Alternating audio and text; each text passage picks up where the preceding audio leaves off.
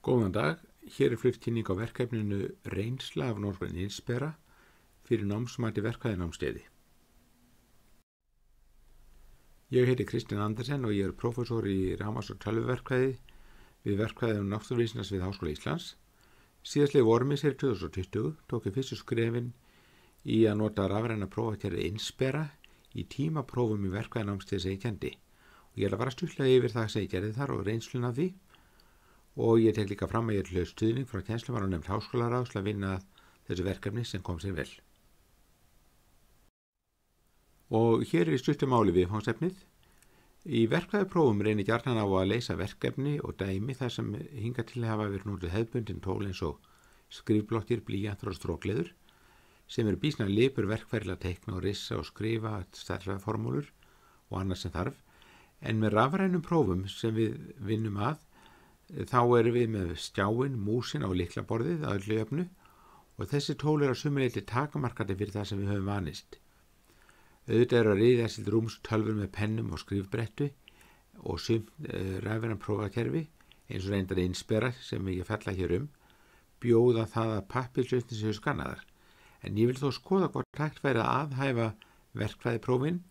að þessum einföldustu tólum þar sé að skjá og lykla og borða mús eins og unnt væri og það ætla ég að fjalla hérna. Nú það sem ég ætla að fara hér yfir eftirfarandi. Fyrsta lagi ræða stuttlega kosti og galla rafrænna prófakerfa. Síðan ætla ég að koma inn á að í verkfræðigreinum höfum við ákveðnar sérþarfir eða óskir allavega að geta unnið með nokkur liprum hætti með teikningar og riss og stærðfræðireikning og annað sem hingað til hefur henta vel að vinna á pappír. Nú að einhver leyti svo hægt að aðlaga prófin okkar að þeir ramma sem að rafrænu prófin setja okkur og ég ætla að ræða stuttlega eina leið sem að ég var prófaði til þess. Síðan fer ég yfir hvernig Inspera var notað í vikulegum tímaprófum hjá mér á vormisserinu 2020 og að lokum ætla ég síðan fara yfir svona fyrstu niðurstöður og reynslu af því að nota Inspera við kennsluna sem fór fram hjá mér og einnig upplifun af viðbrögð nemenda. Nú ef við skoðum fyrst á kosti sem að fylgja því að hafa rafræn próf þá liggur í augum uppi að þau gera minnka tíma og kostnað vegna ferða til dæmis að fara á prófstað. Nemendur gera tekið þau í fjarprófum. Nú við erum líka með hagkvæmari útfærsluprófum til þess varðandi mannafla. Þurfum ekki eins mikið fólk til að sitja yfir, pappírsfjölföldun, húsnæði og umsýsla. Þetta getur alltaf miklu einfaldara með rafrænum prófum. Nú við gerum líka notað og endurnýtt spurningar í gagnabönkum og það getur gert prófin auðveldari og þar að leiðinni getum við kannski haft tíðari próf og boðið nemendurum upp að hafa æfingapróf oftar ef við gerum endurnýtt spurningar í spurningabönkum rafrænu prófana. Nú síðan sem ekki síst þá geta rafrænt próf stutt við það að við notum okkur sjálfvirka yfirferð og ef að það tekst þá fyrir minni vinna í að fara yfir prófin og við höfum stuttir í tíma þangað einhvernum með skilandi nemenda og jafnvel getur sjálfvirk yfirferð í prófum aukið samræmi einhvernagjöf þannig að nemendur og nemendahópa séu að fá gefið eins fyrir samsvarandi lausnir. En rafræn próf hafa líka sína annmarka. Til dæmis eins og ég hef nefnt hérna áður ef við erum með tölvur og með lyklaborð og mús og skjá og ekki neina önnur tól þá getur verið þessi erfitt að prófa færni þar sem þarf að sýna útreikninga með stærðfræðilegu framsetningu og sömulegis getur líka verið svolítið erfitt að prófa færni við greiningu og hönnun þar sem þarf að sýna teikningar eða riss. Þetta svona ákveðin annmarkar á þessu rafrænu prófum með þeim tólum sem við höfum og eins og ég rak mig á kannski í þessari prófun minni þá þarf að fara svolítið varlega í það að beita sjálfvirkri einhvernagjöf í dæmin til þess að byggja á lausnum sem eru unnar þrep fyrir þrep, tök sem dæmi, langt reikningsdæmi að gera skekkju snemma í ferlinu. Rafrænt próf geti gefið lágt fyrir það í lokin vegna þess að lokanið sem verður röng. Þótt í reynd myndi kennari kannski sjá á pappír að dæmið hefði verið leyst að öllu leyti rétt, kannski einhver smávægileg villa í upphafi sem að skekkti síðan endanlegu niðurstöðuna. Nú það sem ég gerði var að ég notaði Inspera í annarsásnámskeiði hjá mér í rafmyndatækni árið voru 2020 síðastliðið vor Og þetta er námskeið þar sem nemendur læra að greina og hanna rafeindarásir, reikna út til dæmis strauma í ákveðnum hlutum rásana eða spennur og sem sagt nota starffræði til þess að átta sig á því hvað er að gerast í rafmagnsrásunum. Og það sem ég gerði í þessu námskeið var að hafa vikuleg tímapróf það bil 20 mínútur í hver skipti í upphafi kennslustundar og þá setti ég sem sagt fyrir sem sagt tímapróf bæði með innspera og pappír. Nú nemendurnir voru samtals 20, frekar svona lítill hópur og meðfærilegur það því leiti fyrir svona verkefni og það var helmingur sem notaði innspera hverju sinni og helmingur notaði sem hefðbundi pappírspróf og svo skiptust nemendurnir á að nota báðar aðferðir þannig að þegar upp var staðið yfir misserið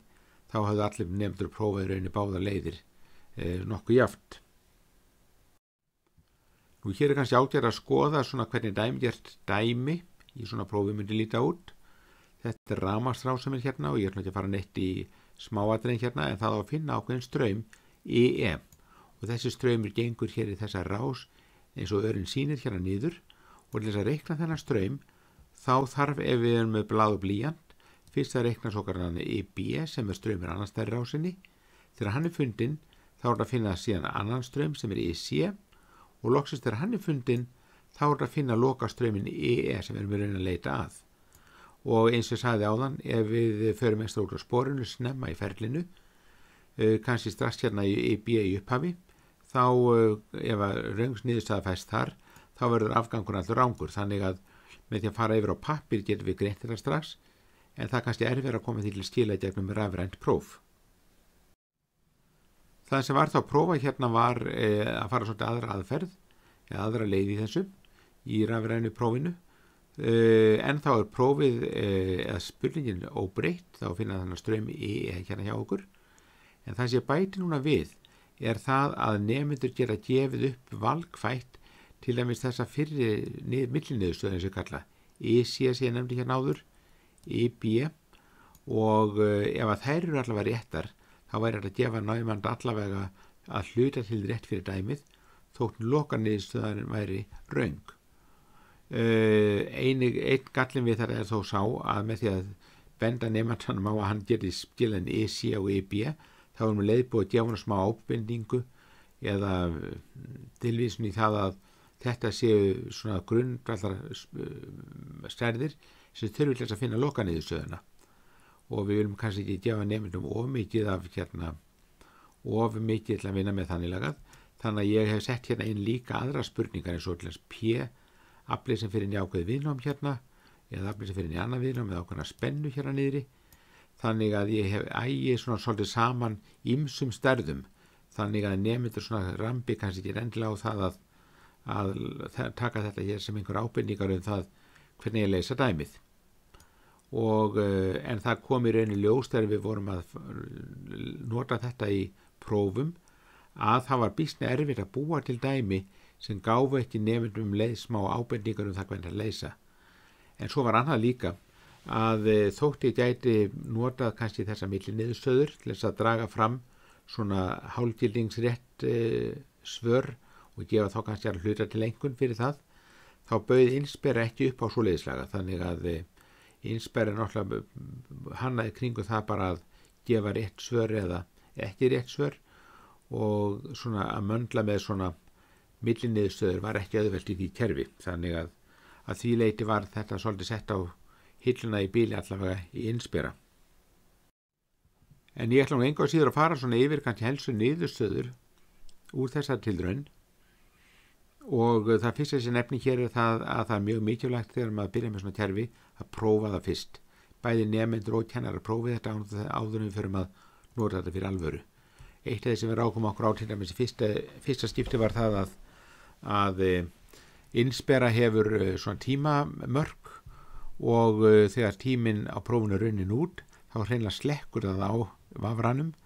og nemendur hugsa svolítið í kúr þegar þeir sáu það að bara slokna á skjánum og þeir gátu ekki haldið áfram. Þannig að það þyrfti að hafa einhvern svona viðvörun eða fólk væri meira vakandi fyrir tímanum svo að það veri ekki gripið þannig að óvörum. Að þessu sögðu þá var svona almennt góð sátt notkun innspera og nemendur sem notuðu þetta notuðu jöfnum höndum ásamt pappírsprófum þannig að þannig að fólk var nokkuð sátt við kerfið að öðru leyti. Hér var eitt sem var svolítið athyglisvert. Það var svo að nemendur sem að tóku próf með Inspera óskuðu gjarnan eftir því að fá líka prófið á pappír til þess að hafa við hliðina á sér. Með öðrum orðum, þeim fannst þægilegt að gera rissaðin á pappírinn, inn á teikningar sem fylgdu með og líka töldu sig fá kannski betri yfirsýn yfir allt dæmi sem var verið að leysa á síðun á pappírnum, vegna þess að á Inspera var þetta svolítið sortera niður á skjáhluta, þannig að það þurfa að fletta á milli skjáa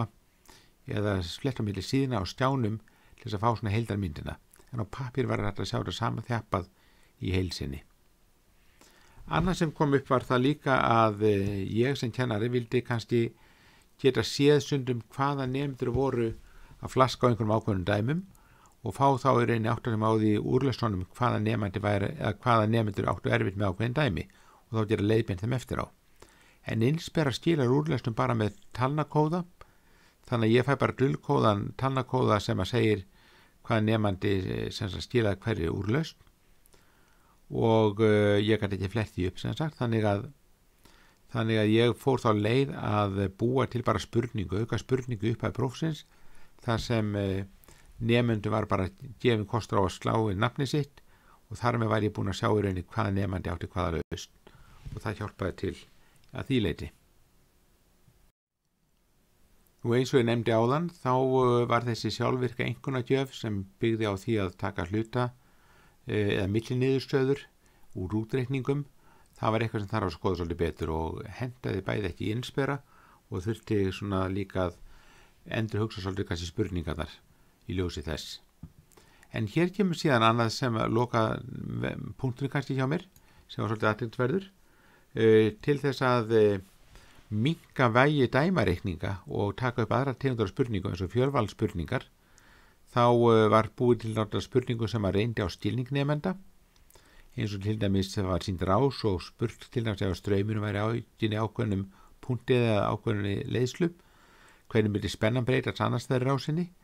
og þetta var nemendur stundum erfitt þannig að þau kannski höfðu ekki þessa innsýn sem að hafði verið að sækjast eftir með kennslunni og rauninni kannski hentaði nemendur betra að leysa dæmin útreikningarna sjálfa sem við erum orðið mjög sjóuði að gera frekar kannski hafa þessa innsýn og skilning á sjálfu viðfangsefninu. Og þetta eitthvað sem að verður skoða betur kannski næst þegar námskeiði verður kennt. En svona í það heila tekið þá var notkun Inspera í námskeiðinu áhugaverð, fyrsta tilraun og þetta verður öll að skoða áfram og unni með það frekar. Og þar með lýkur þessari kynningu. Ég þakka kærlega fyrir.